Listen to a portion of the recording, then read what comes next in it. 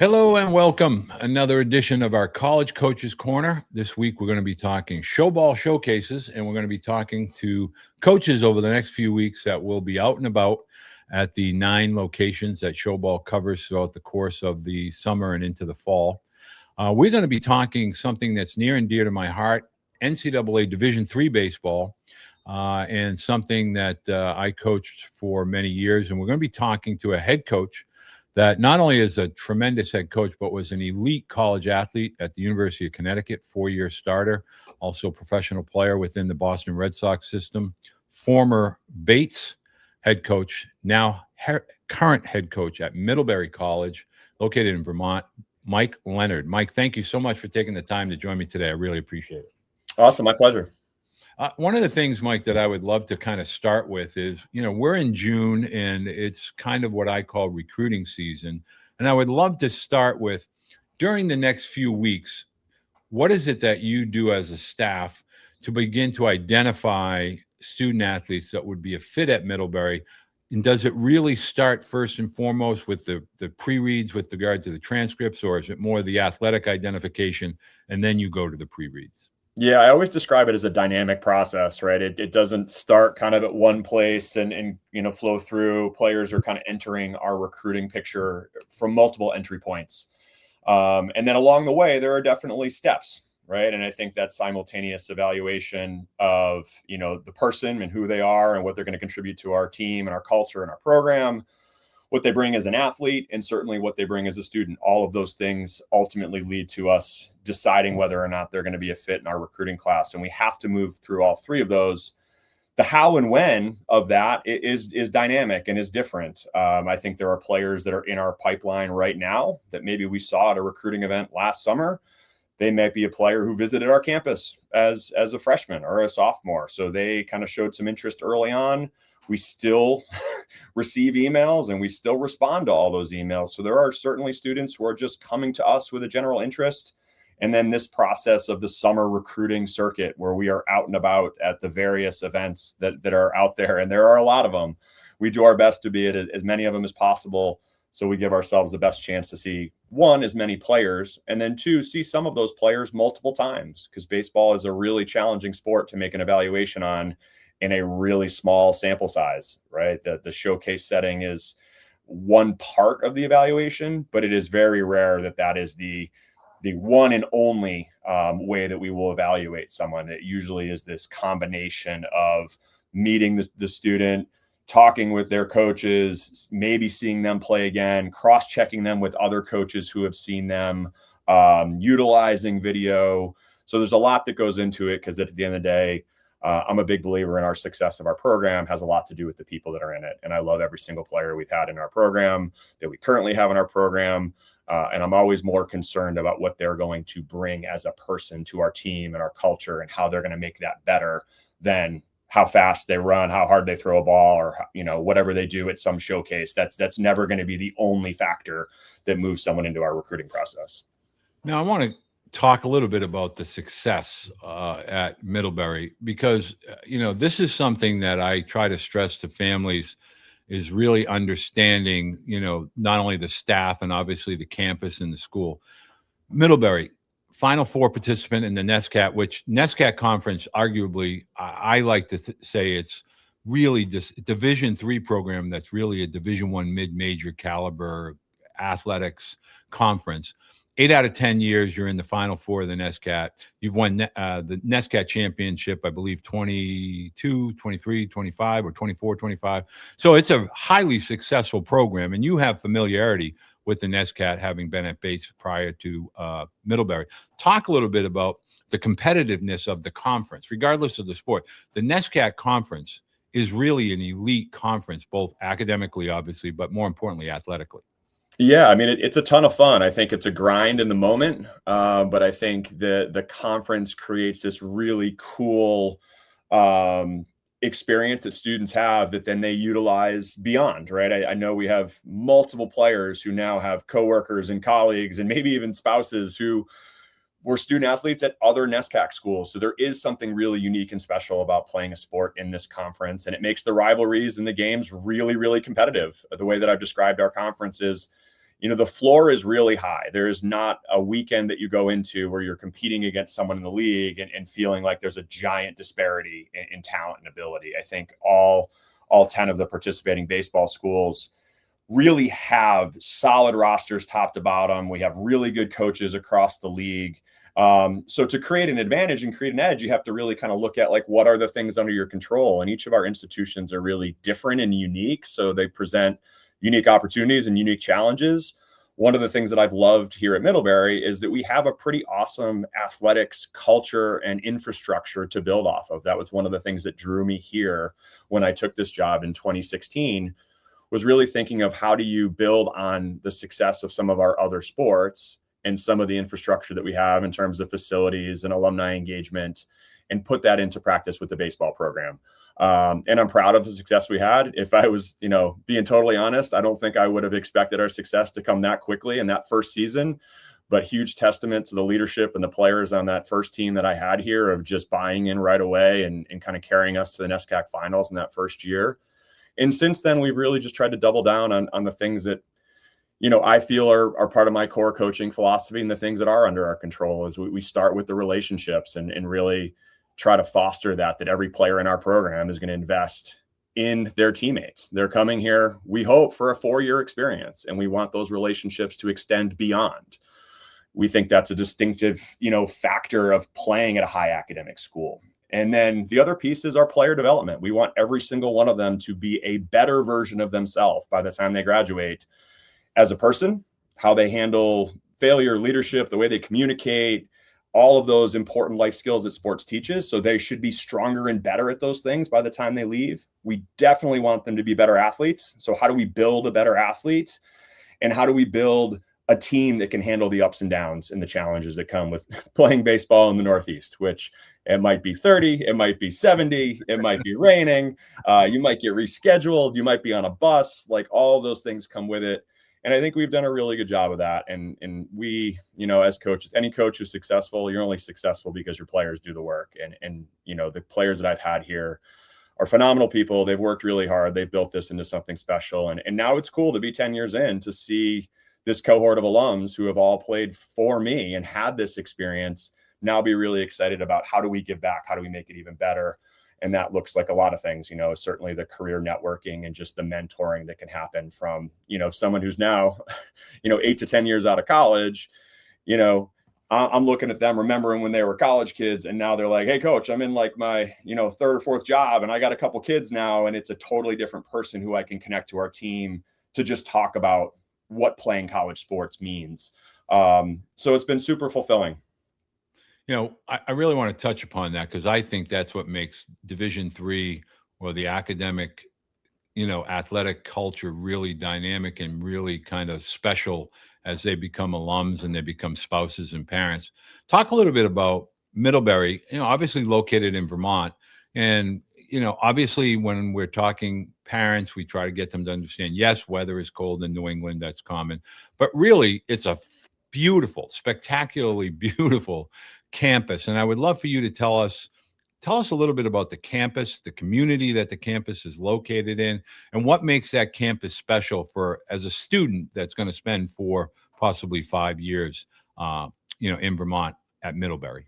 Yeah, I think a couple of the factors that immediately come to mind is just the environment that you're going to see in your day to day. As you walk around, you're going to see open spaces, you're going to see mountains, you're going to see green, right? When you're in the summer and the spring, you're going to see all the colors, on the trees in the fall. And I think that piece, that kind of like openness, that space, that natural beauty is really present everywhere on our campus and creates just a stark contrast to, a number of other environments. And not to say those environments are better or for worse. It's just a unique part of being here. As you walk around, you can't help but kind of feel the way that Vermont is integrated into campus. The other aspect is the way that the college was founded. We were founded, as the town's college in 1800. So the integration of a small town in Vermont to a college community is really, really neat and fun. And I think it's one of the few places that you can, walk through town. And if you are a Middlebury College athlete, like that carries the same kind of weight as almost being like a professional sports, athlete, just because of the size of our town. And we have, proximity to schools and youth programs and access to really doing some cool work. So I think as a student, you feel like you're in, a broader community. So I think oftentimes at small schools, it's like the campus is its bubble and what's around it and how do I integrate into that. And for some schools, there's multiple colleges and universities right around them. So you're kind of interacting with all those other colleges and universities. We don't have that. We are, the town of Middlebury and Middlebury College in this small state of Vermont, but there comes like a really fun, cohesion and integration and kind of a depth to that relationship that I think is super unique. And then, I think our athletic facilities certainly signal to any student that comes here that they can invest. Let's talk a little bit about the academic component. I think that sometimes then is an intimidation factor that a lot of families and athletes deal with. And I don't know if Middlebury works off of the band system, the A band, the B band, or C band, but coaching support, applications, and the roster construction. I know yours is, all over the country from California to Maine. Talk a little bit about the academic. We talk metrics and we usually talk them athletically, but what are some of the metrics that kind of are the foundation or the floor at Middlebury that you're looking at when you are starting to recruit a potential student athlete?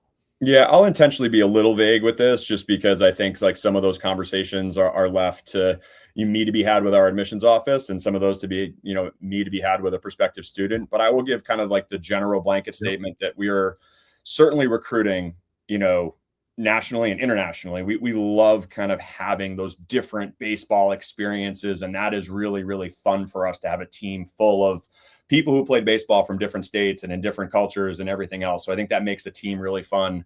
On the pure academic side, we do have the ability to kind of go out and recruit and kind of engage in that process of, communicating with the admissions office. And we do have the ability to support athletes. And what makes a strong profile is we're looking for students who are high achievers in the classroom who are challenging themselves. We are test optional. So students who choose not to submit their SAT or ACT, that's not factored in. If they do choose to submit them, it could potentially, be, another part of their academic profile that could potentially help them. But it gets more and more competitive. We're looking at students all across the country and they're saying, hey, I'm a solid A-B student. And we are looking for those students who are mostly A's, who are taking challenging courses, who are at the top of their class. Not every single person on our campus is that valedictorian perfect test score, because there's a lot of other things that are really, really important to having a really dynamic campus culture. Part of that is the athletic piece. And that's where I think for me as a coach is I'm looking for those, really cool, distinctive characteristics in our class to really put that stamp on things. But if they're not above kind of where the bar is, then it's moot. And I would say that any student who's kind of looking at schools like the NESCACs or the Ivies or the UAA schools, like, quick look at what the average test score and, mean GPA, that's publicly available knowledge. People can go look at that. And that gives you at least the range of like, hey, where do I fit in? I would say it's a misnomer that like as a coach, you can just kind of go get whoever you want in because they're really good at baseball. Nor would we want to do that because we ultimately want people who can succeed here and want to be here. And usually those are students that have challenged themselves through their high school courses that make them really, really prepared to be here. So I really now want to kind of really get parents and athletes to understand the caliber of play. Now, you played at UConn, Big East baseball, Coach Penders. I've known about UConn for decades, all the way back to Coach Blaylock, way back in the day when dinosaurs roamed the earth. But talk about Division III, all of college baseball. Let's just say all of college baseball, for the most part.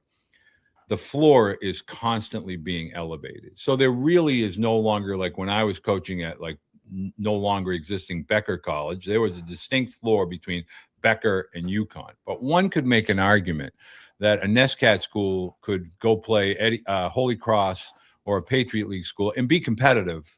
And, I think it would be fairly equal depending upon arms in the bullpen and so forth. But talk about the caliber of play across Division III baseball and how it's constantly being elevated. And we have Division III athletes going to Division I, Division I athletes coming to Division III. So they're really, the lines are being blurred. So talk about the caliber of athlete that is now playing not only in the NESCAC, but Division III at like Endicott or Salve and so forth. Yeah, I mean, I think what you're seeing a lot of is just the general ability to train and develop athletes like across levels. The high school athlete is getting, totally different coaching and training than what high school athletes got when I was in high school. And I think you're seeing that now come over to, Division IIIs are doing a lot of the same strength and conditioning and player development that you used to only see at Division I. And I think that's what's blurred a lot of the lines. I think you're also seeing a lot of really, really talented coaches and really capable coaches coaching at all different levels, and trying to find where the best fit for them and their personal life and the school and everything else. So you have this, conglomeration of Division I, II, III, where you see some of these teams is like, wait, that's a Division III team? Like, holy cow, like they're really good. I mean, at the end of the day, I think baseball is pretty universal, and the teams that throw strikes and field the ball and put balls in play, like, so some of those absolutes are still there. I think you are seeing metrics at some levels of Division III that now rival some of the metrics, some of the average velocities you'll see from pitchers and, the way guys can hit the ball and how hard they hit the ball. I think you're seeing more and more of that. And what is really fun for me about baseball is you can take two high school seniors who have the exact same height, the exact same weight, the exact same metrics, whatever it might be, and their trajectory for how they develop and what they become as a college player could look totally different. So true. It's still kind of a beautiful sport for that. And I think keeps people like me at the Division III level always feeling like, yeah, we might not get the kid who's, 95 to 100 as a high school senior, but who knows? I can take this big, tall kid who was, an 84-mile-an-hour thrower as a high school senior, and he gets bigger, stronger. And, before you know it, you have some of these kids like, there was someone at Haverford, a number of years back who ended up pitching in the big leagues for the Yankees. And you're watching someone throw 100 miles an hour in Division III baseball. And you're like, wait, how did no Division I see this? And I think that's a testament to that kid and that, coaching staff and just the, randomness at times with how the development happens. And I think that's why you see so much range. I will say, we've been really lucky. I mean, we had some players that had that grad school eligibility because they were at Middlebury during COVID and lost years. And they took that eligibility and did some pretty cool things with it and went to some really high level Division I schools. They're going to Cal and Nevada and East Carolina and UConn.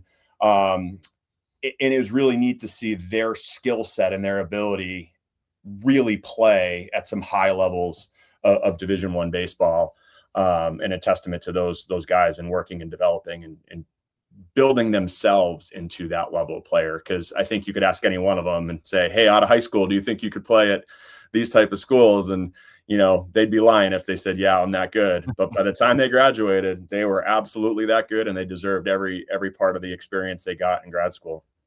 Now, let's follow that up with the potential probable 5-5 at the NCAA, at least for now, Division I level, maybe Division II next year. I think everybody will follow at some point, but at least on the surface, as we're talking today, do you foresee more and more athletes that are doing the Division III, getting their undergraduate degree and then potentially that fifth year at possibly an Ivy or a Patriot or Cal or Duke or Vanderbilt?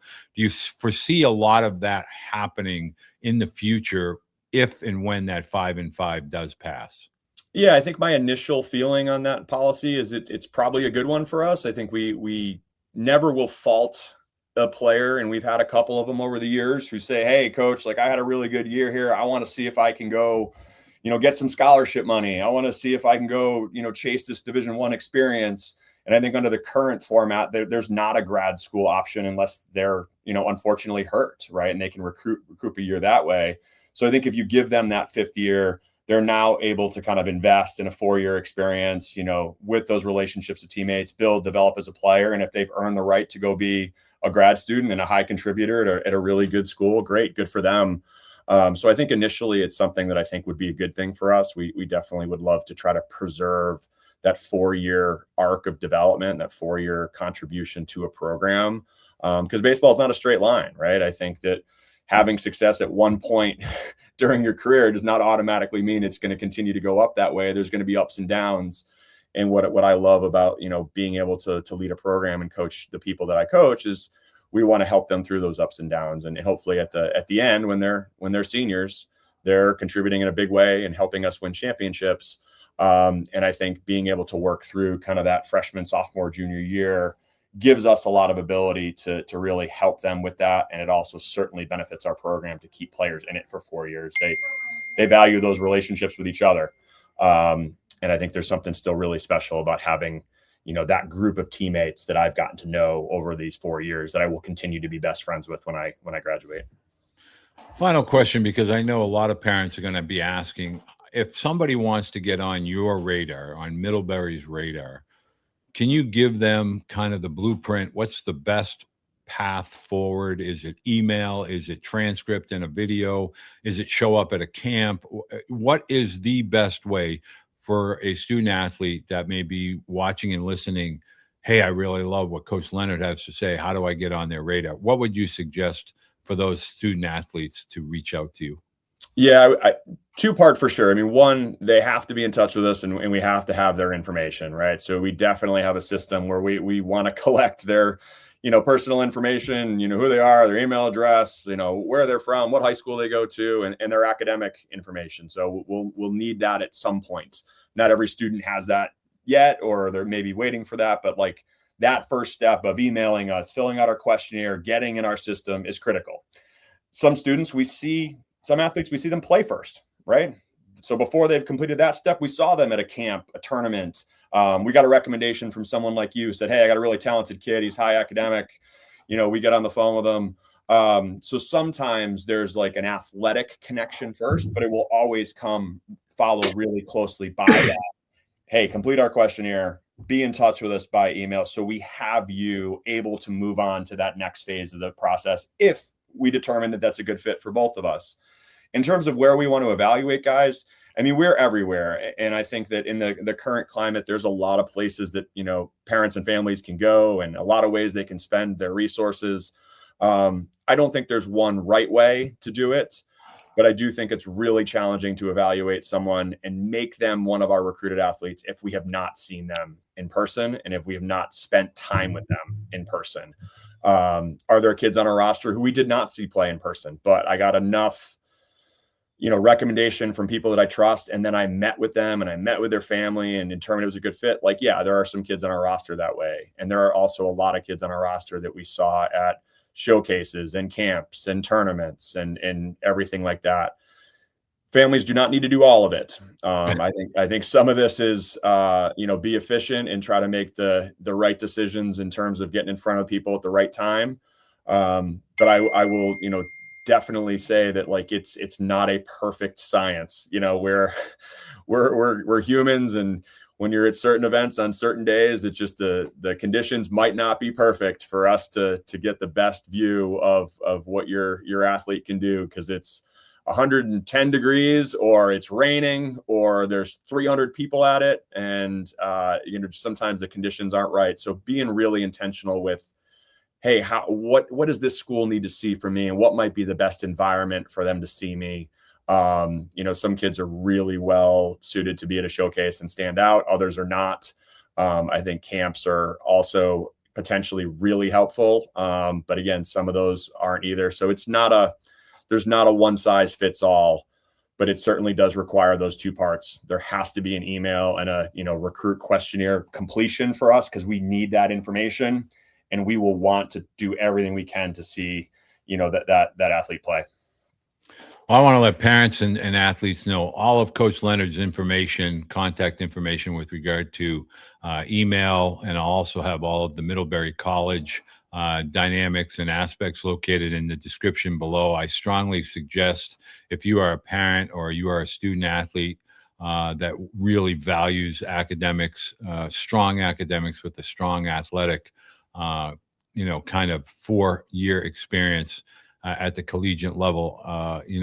Coach Leonard and Middlebury are elite in every sense of the word, as a mentor, as a man, and most importantly, as a baseball guy.